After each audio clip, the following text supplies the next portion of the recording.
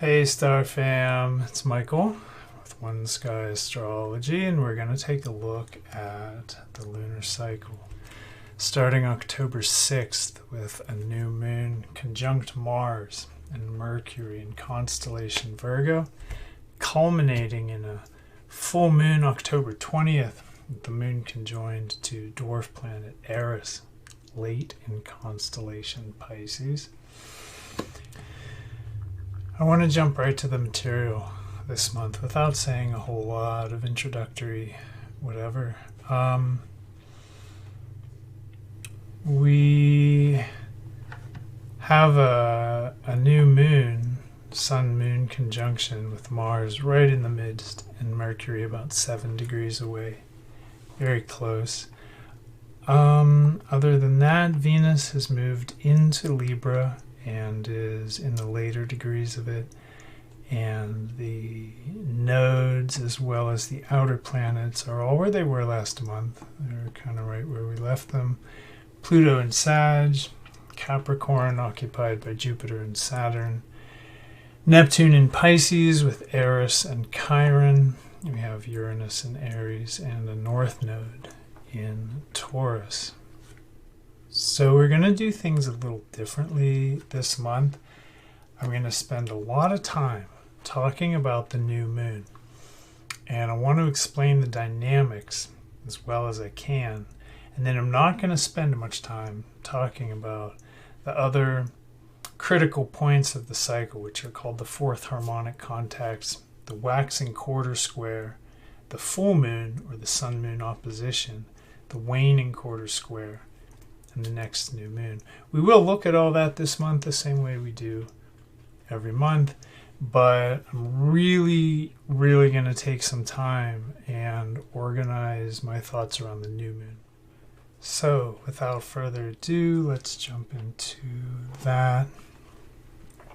We have a new moon, my friends, on October 6th, 2021. And the new moon is always the seed or the blueprint of the whole cycle, and what emerges as the cycle matures, and fruits will grow out of this template. And as it develops, we'll see something grow out of the seed that is the new moon. So what do we have? We have sun and moon with Mars and Mercury in constellation Virgo. We're using a zodiac that's true to the visible skies. So when I say constellation Virgo, I mean if you got out sky watching equipment, you would actually see Jupiter, you would see Saturn. They would be backed by the actual stars of constellation Capricorn. I want to note that the sun and moon in Virgo are making a lot of aspects. They're really making aspects to,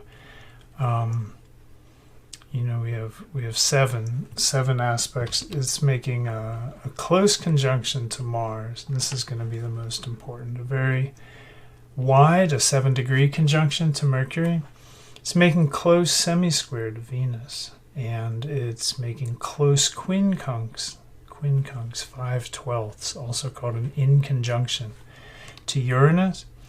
It's making a pretty wide trine, kind of a less important trine to Saturn, but Saturn's very strong in Capricorn, and this will lend a lot of good to the mix that we're going to examine.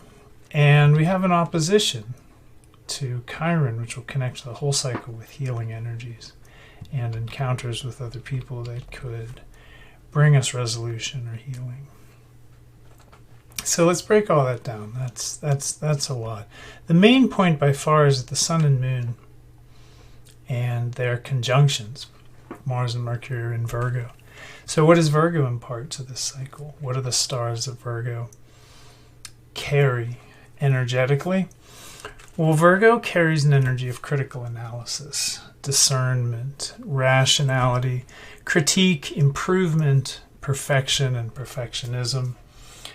It carries an energy of service, healing skills and powers, and a focus on self-improvement and improvement of others situationally, others personally. This Virgo likes to improve things. Virgo also carries a variety of neurosis and anxieties associated with crisis. And the crisis inherent in Virgo will always humble the individual. So Virgo is associated with humility, but we're often learning humility. It's not that things are naturally humble in Virgo. It's that we'll have experiences that cut us down a notch. It's very easy to do that when influenced by this group of stars. And within the constellation of Virgo, the group of stars that the Sun and Moon and Mars are in, actually Mercury too, within Virgo is a group that Vedic sidereal astrologers call Hasta, the nakshatra Hasta, which is the hand. And it's considered to be ruled by the moon, so the moon is very empowered here. And Hasta specifically is associated with healing. It empowers healthcare and skillful people. So right away there's a potential to heal and inwardly understand ourselves. Through the process of this month, especially if we understand ahead of time the challenges that could be ahead. And if we can understand and alleviate the heavier or shadow side of Virgo. So what is that? Virgo has a dark, dark side. It's prone to analysis, to the point of anxiety. It's prone to victim or martyr mentality, and it's prone to feeling alone or inadequate, self-critical, somehow vaguely guilty, doesn't really know why. Virgo has a sort of mopey shadow side of like, I deserve pain, punishment, I deserve crisis, suffering, I deserve denial, self-denial, and I don't know why.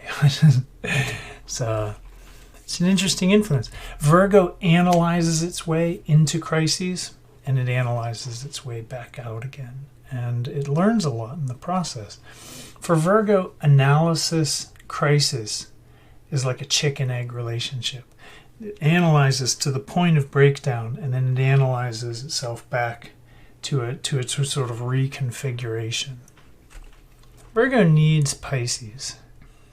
It needs Pisces to surrender to the oneness, to the dream, the world that doesn't have to make sense in order to seem real, and the kind of chill that Pisces knows when and how to relax the mind from constant thoughts, or at least not take them seriously in ways that make a person constantly anxious. So this is a Virgo-Pisces cycle, and that's one of the basic templates of this axis. The sun will be in Virgo until about the last day of the cycle, the day before the next new moon. So we really have a strong Virgo stamp. The new moon is with Mars, and it's very closely arranged, about half a degree away. And Sun, Moon, Mars, when you get these three super planet kind of combination going, you have an energy that's very driven, is very has the potential to be very focused and very assertive, very, very conquering, very motivated to overcome. It can be adventurous and very courageous, and when Mars is as close to the sun as it is, there can be feelings of frustration and a need to be tough, a kind of over-competitive, kind of irritability about the potential of losing can be really common. And these may be part of the general emotional landscape for the whole month because of the way the new moon will kind of echo and resonate throughout, and because of what Mars is doing later in the cycle. So Mercury, who's close by, will bring intelligence and will soften and kind of balance this heat, this kind of blazing influence when you get Sun and Mars together. It's really very fiery. Now Moon will help balance that too. It'll help soften the harshness of Mars, Sun. And the stars that they're all in, this, yes, it's Virgo, but the particular group of stars, the nakshatra Hasta, is associated with getting things in hand, with really taking control or command of anything that's out of control or that needs to be developed in that way. And this empowers the energy, the conscious energy of the whole cycle, symbolized by Sun and Moon. It empowers it to heal, repair situations that are in need of that, and to remove ignorance that might be in our way. So we can lean into all of this, and all of this will be available to us this month, but there's likely to be obstacles, significant obstacles. And I want to break down this whole relationship because there's a lot that's conditioning Sun, Moon, Mars, Mercury alignment. Yes, the dispositor is Mercury, and Mercury is at home in Virgo, so we seem to have a pretty strong, maybe a stable, level-headed pragmatic influence. But on closer examination, there really could be some challenges. Before we get into the challenges that are affecting Mercury, conditioning Sun, Moon, through Mercury's rulership, I want to give a little voice to Uranus and Saturn. They're squaring again. They're moving into orb for a final contact in December. So this has been a theme of 2021, a sort of restructuring, renovation, a kind of bringing things into the modern world, bringing things up to speed. It's helped with the adjustment that we've had to make in response to the situation of global pandemic, and it's helped to initiate new cycles as Capricorn and Aries both initiate new cycles. I've talked about that in other videos, so I'm not going to spend a lot of time on it today. The Sun and Moon do make a wide trine to Saturn. This can help with stability. Saturn in Capricorn will particularly lend an energy of reservation, discipline, patience, just kind of again, level-headedness, very, very pragmatic influence, which is consistent with the Virgo energy. They're both Earth sets of stars, Capricorn and Virgo. So there's going to be just a real practical intelligence available to us this month. The interesting thing to me here is close quincunx to Uranus, because if you remember, we had the last 2 months, September and August, we had a square to Uranus. In September, we had a very close, actually exact trine to Uranus.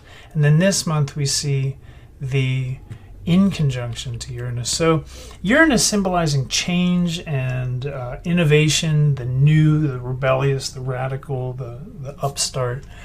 Uranus has been part of like an ongoing cycle of lunations and an ongoing set of changes and adjustments and adaptations, a set of stressful, because change is stressful, conditions that we've all been under collectively for the last couple months.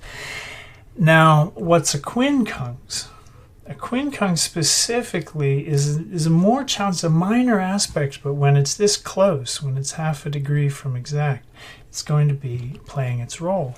And when Uranus is so activated and will remain activated, we're just in a cycle of flow, of relation to this energy. So what stage of that journey are we in with the quincunx? Well, the quincunx often symbolizes a kind of challenge, and it's usually one where in some way the left hand doesn't know what the right hand is doing.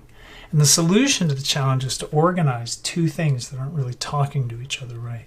So getting aligned, right, with the evolutionary reality of recent changes and the new cycles that have started, whether you like them or not, just like really taking a realistic and honest and integral approach to the process at hand here, the bigger wave than this is happening in a collective level. This is happening on a global level. This is not an individual struggle that you're engaged in.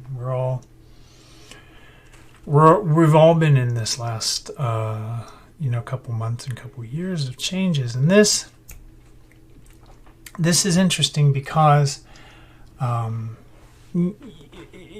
getting aligned with all that, and this affects our sense of being, right? Because it's Sun, Moon. So Uranus is scientific, and Sun and Moon rule consciousness and ego from rational, logical Virgo. So the things that might not make sense to each other here, the right hand and the left hand not talking to each other, might have something to do with resisting change, rejecting actual good science and method in favor of what we want to believe. Or we may just feel way out of sorts with the way things have been collectively developing, how fast things have been changing, the direction they're going. Right? When we bring Saturn into the equation, we may feel very ill at ease with the way things are going as it relates to the power structures and the movement towards different structures of finance, different structures of society, different needs for different ways of considering law, ways of considering politics, different changing and evolving ways of integrating into the world. This very much Saturn in Capricorn concerns the work situation, all these changes, everybody's working from home, changes in any kind of structure or orthodoxy, socially speaking. This could just seem like outrageous to us this month, or it could just be that we have a hard time really keeping up with all that. This is going to be an influence that I feel is worth mentioning. So now let's go back. I'd mentioned the dispositor, Mercury, ruling the Sun and Moon, ruler of Virgo. Mercury, ordinarily Mercury being at home in Virgo, ruling the Sun and Moon in Virgo. It would be very nice. It'd be very supportive. In this case, we have a little bit of a different situation. And yeah, it's already complex. And when we look and see what's conditioning Mercury, we see an interesting formation, because Eris and Pluto, these are the main actors, and these have been the main actors for the whole of 2020 and 2021. And we now have Pluto square Eris to we're approaching at 1 minute a perfect square. So we have powerful energies at play, and when Eris opposes Mercury, Pluto squares Mercury. What's more, Mercury is retrograde, Eris is retrograde, and Pluto is stationed direct. Pluto will be poising to pounce into Capricorn December 2024, and that'll be a big event.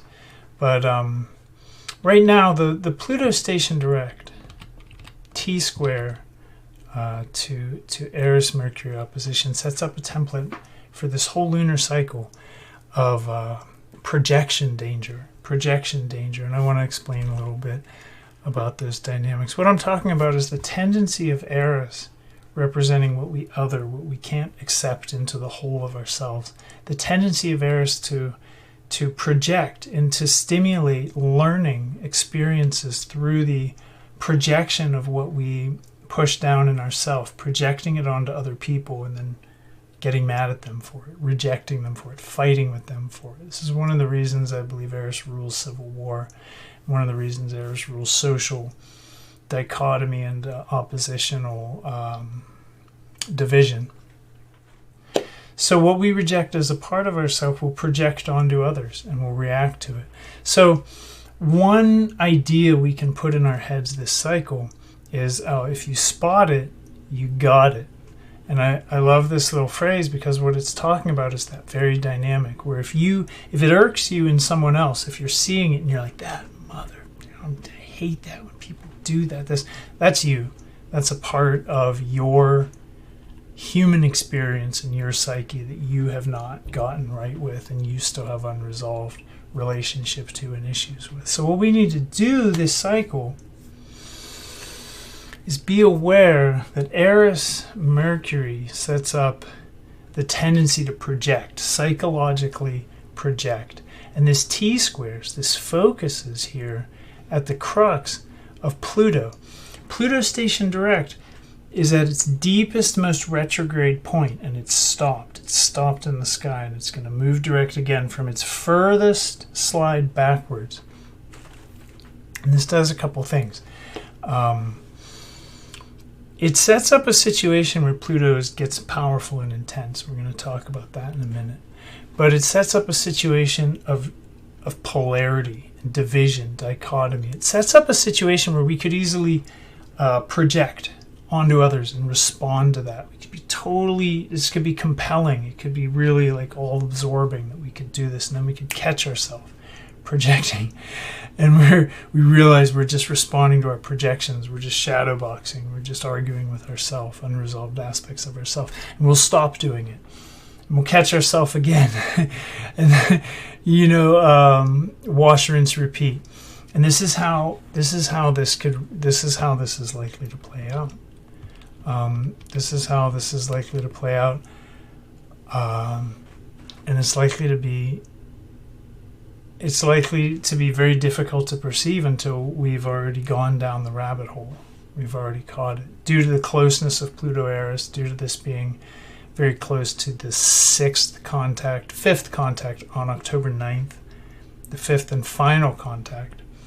And this is it. This whole alignment, which I've talked about in other videos, and I want to refer to you to my January 2021 video where I talk about the Pluto-Eris planetary cycle, the whole cycle going back to the old world and then to the 7 Years' War and American Revolution, up through the developments of all the heinous things Pluto and Eris get up to.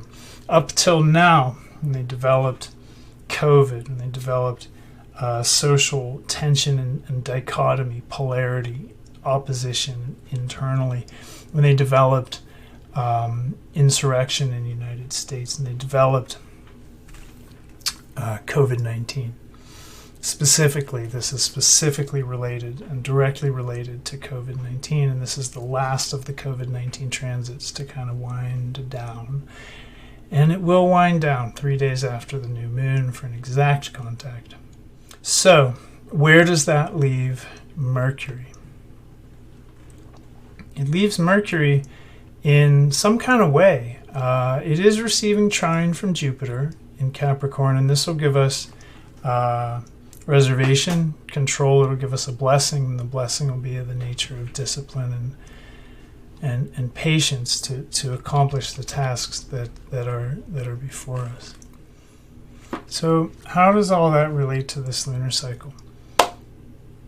Pluto, station direct, is in its deepest point, and that's associated with the past. It's associated with resolving past patterns relative to the planet Pluto, our deepest collective unconscious desires, Pluto, which is interestingly in Sagittarius.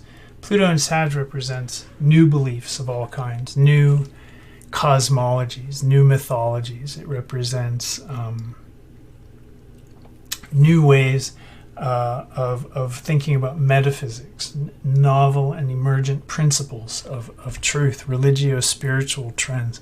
And as Pluto approaches Capricorn, again, 2024 will ingress Capricorn, these will be solidified. These will be codified into the actual structure of reality. So everything we've seen since 2007, when Pluto rounded galactic center and started a new phase of its expression.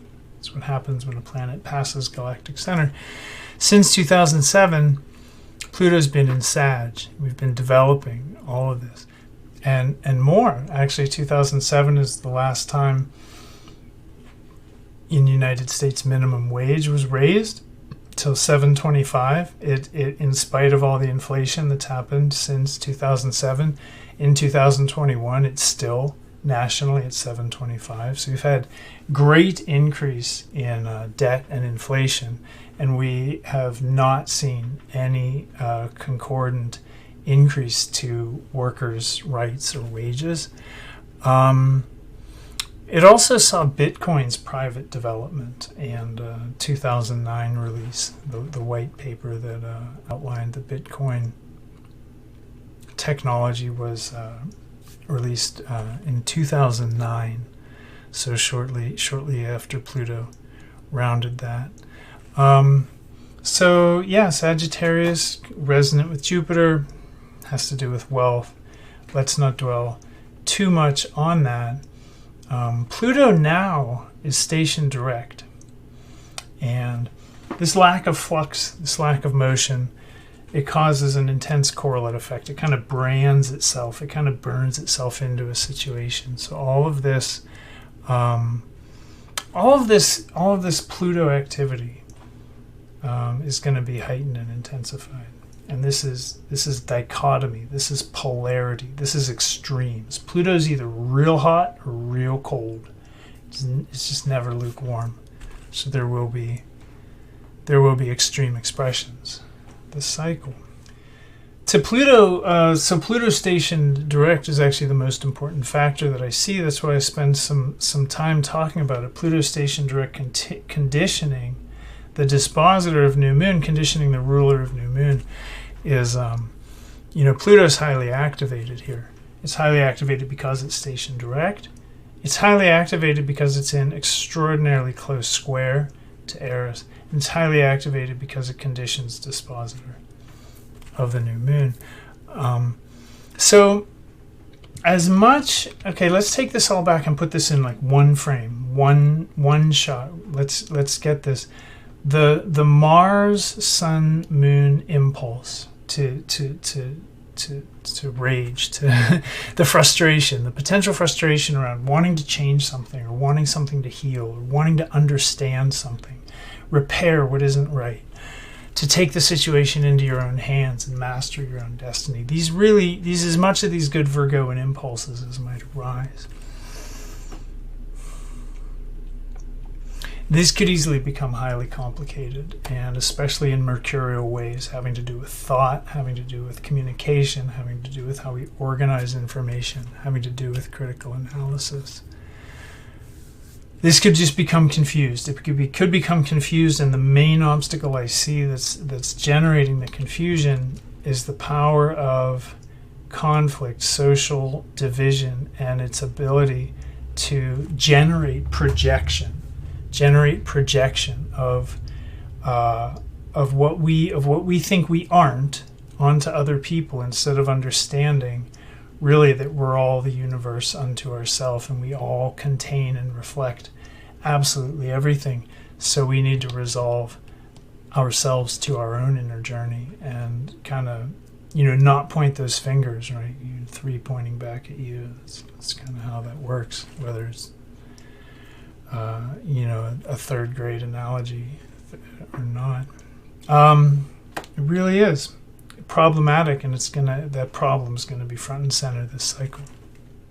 So understanding the compelling power, the profound power of projection inherent in Eris, and the obsessional and extreme nature of Pluto is really Pluto. What Pluto is actually seeking on its own desire is power and control at the deepest level.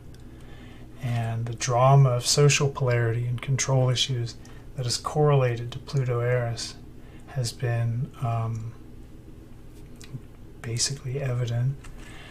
So this month the major theme is control, and some of us will align with that energy to deepen our self-mastery and self-control and acting out of our deepest truth, and others will align with that energy in a way that sort of sets up, it can bring to the surface problematic aspects of the psyche. It can bring a fixation on issues around control, and it can bring an amoral approach, the Pluto, totally amoral force in the psyche. And it will manipulate, it will overpower, it will even abuse others to get what it wants. And the issue here can be simplified. And I love simplifying issues into just pith, like something to focus on, very essential. The issue here, the whole complex thing around all the relationships Sun and Moon are making, Sun, Moon, Mars, Mercury with this. This is the basic template. There's a little more, but the whole thing can be simplified into a high road, low road expression. And the high road is self-control. Self-control, when we exhibit self-control, it's actually an expression of security in ourselves, of personal security.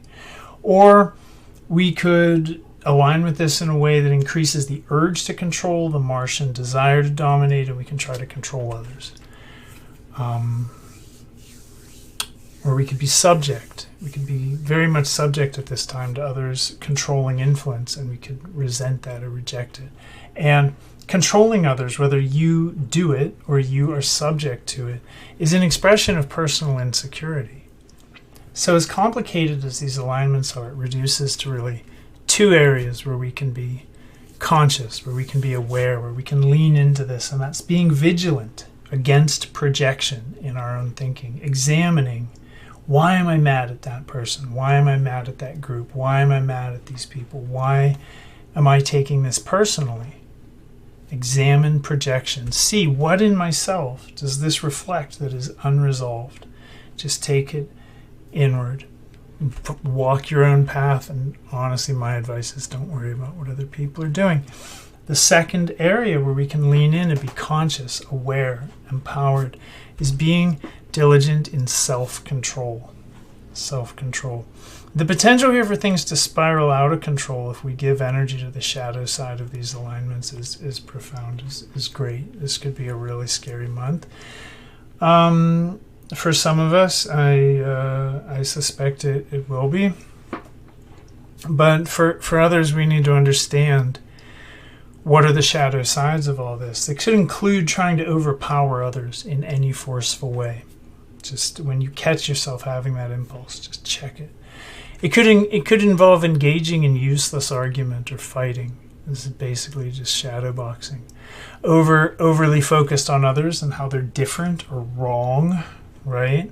Trying to establish your truth over someone else's. Just, this is a very Pluto and Sagittarian endeavor to go out there and proselytize your truth, to convert others to your truth, to convince them of your truth, and to stand up for what you believe. It could be just getting lost in trying to analyze everything.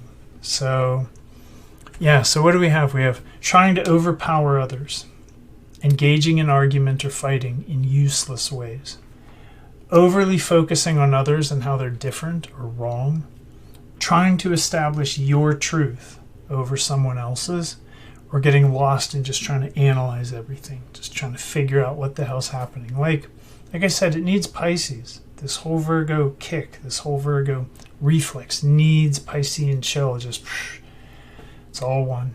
It's all love. It's all an expression of the wisdom of the ocean of consciousness. And that wisdom is profoundly wiser than you or I or any other person who's going to make a YouTube video and talk about some shit. Doesn't matter. Just let it go. Let it be. That's what Pisces can offer here.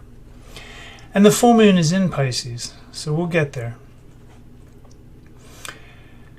It could be a hard month to relax. There could just be challenges to that. We can channel the itchy, frustrating qualities of this month into keeping watch for the projections and maintaining good self-control. Projections and self-control.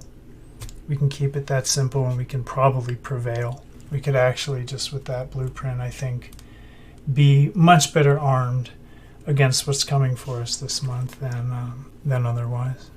And I hope this is helpful to everybody who watches in that way. But there's a few signatures of generosity that'll help us, which is great because Virgo loves to be of service. Virgo is of an energy of humility and offering, of service. And we have Jupiter trying to Mercury for a real blessing. Yeah, it's in stingy Capricorn, but that's going to give stability and grounded, serious level-headedness to all the necessary kind of need to understand the dynamic of this cycle. It's going to give generosity, and it's going to give a kind of pleasant attitude, the benefit of access to a pleasant mood. And we do have a formation here with Venus, Neptune, and Pluto that I find interesting. And this could also increase just from a soul level, a spirit level, just a kind of like universal appreciation, a kind of universal love that could lead to our, again, Piscean understanding of things, the interconnectedness, interrelatedness, interdependence, the oneness of things.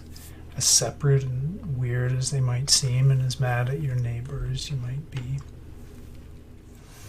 So here's the fundamental problem in the cycle. Mars wants to take action. Mars is going to get itchy and riled up and want to do something about that. So how do we channel this? It could be challenging with this Pluto-Eris configuration. I would say take action to help others. It's another simple piece of advice. Generate support around you by supporting others. We could feel totally buried and isolated under some of these influences, or we could reach out. So this month, don't be afraid to reach out, whether it's to give help or get it. And that will bring us to the waxing quarter moon and the next segment of this video. So we have waxing quarter moon on 13th of October, and as the cycle emerges and we start to see the overarching pattern, we start to see the beginning of the tree. We start to see with the waxing square of moon to sun, we start to see the pattern of the leaves. We start to see something emerging that we can identify. So what should we expect? What should we look for at this time? Well, Sun and Mars are together now with Mercury and without Moon. So this takes the water out of the situation. We have a very hot energy with Sun, Mars, Mercury. They're all hot planets, and they oppose Eris. And Moon is with Pluto. Moon. This is going to leave the Sun-Mars combination hotter and rasher and more bold and daring and less balanced, and is backed by Sag, which, like I said, just wants to spread its truth, and this will color the whole collective conscious experience. So the pot is very likely to be stirred this month. The social pot, the pot of our feelings, our emotions, Moon, is likely to be subject to some aggressive urges and controlling urges, and we may be very hard pressed to balance these energies. So this is the bang that Pluto-Eris will go out on. Like I said, by 13th of October, Pluto and Eris are separating.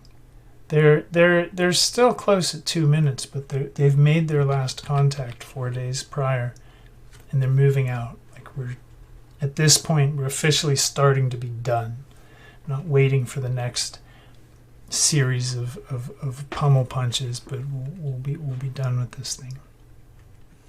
So Mercury remains here the strongest supporting factor, and it trines up to Saturn in Capricorn. Strongest supporting factor to Sun as ruler of Sun.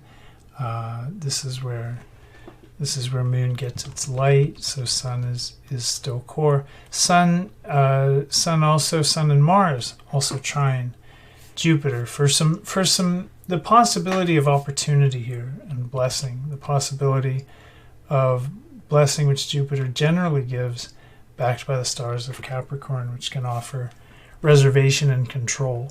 If you remember, control is one of those two pith or essential points that I'm really recommending looking at the energies this month. The full moon, and we have Sun and Mars well apart from Mercury at this point. We have Moon and Eris, and all of this T squared by Pluto, who's gone direct. At this point, Saturn's gone direct, and Jupiter has also gone direct. That'll happen throughout the cycle.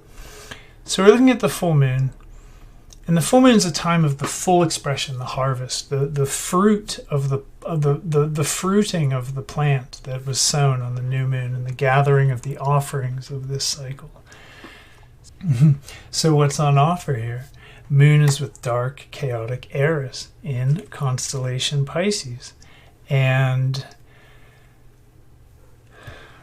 Pluto-Eris are actually at their furthest point from exact in months, and they're still at 9 minutes, 0 degrees, 9 minutes, incredibly close. But we start to move out of that shadow. And, if we break it down, the moon is our ego, moon is our feelings, moon is our thoughts, our inner world, our emotional security. And Eris is discord, syncopation, disruption. Eris is our shadow, it's projection. Eris is hard work. Eris will give rewards, but only if you're really willing to keep your nose to the stone. So needless to say, the cycle could culminate in a powerfully forceful energy. Mars squaring Pluto often correlates with powerful expressions of force. And it could bring us into emotional and competitive expressions of conflict with others. Sun, Moon, with Eris and Mars. Pretty wild stuff. Our personal involvement in whatever unfolds, a lot of this is going to be based on what we are projecting, versus how able we are to keep in the fore of our mind the idea that everybody is in this together, everybody is connected, related, interconnected, interdependent. We're all one part of, like, fingers of the same hand. I mean, we're a human species. We're a human race. To the degree that you can keep this kind of Piscean idea, this sort of spiritually uplifted idea, available to yourself, you can counterbalance the urge to see enemies everywhere.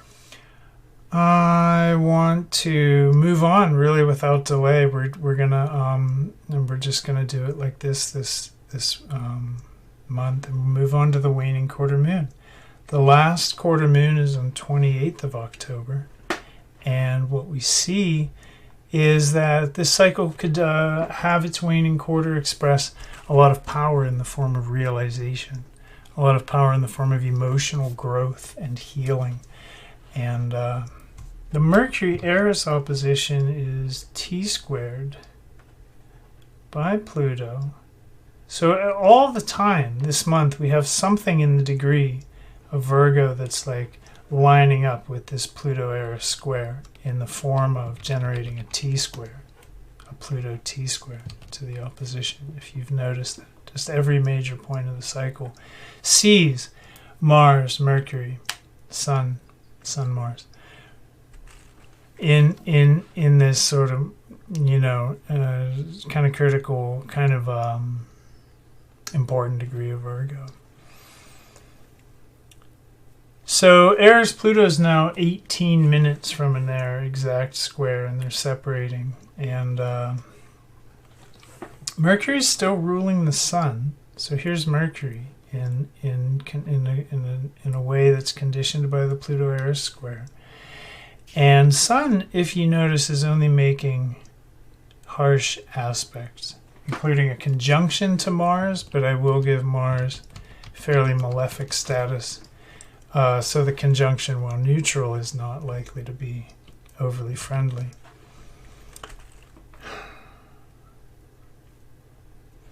We have a mystic or grand cross where the Moon and Saturn are opposing each other. And this is on the Cancer-Capricorn axis. So Moon is in its own stars of Cancer, powerful, and Saturn is powerful in its own stars of Capricorn.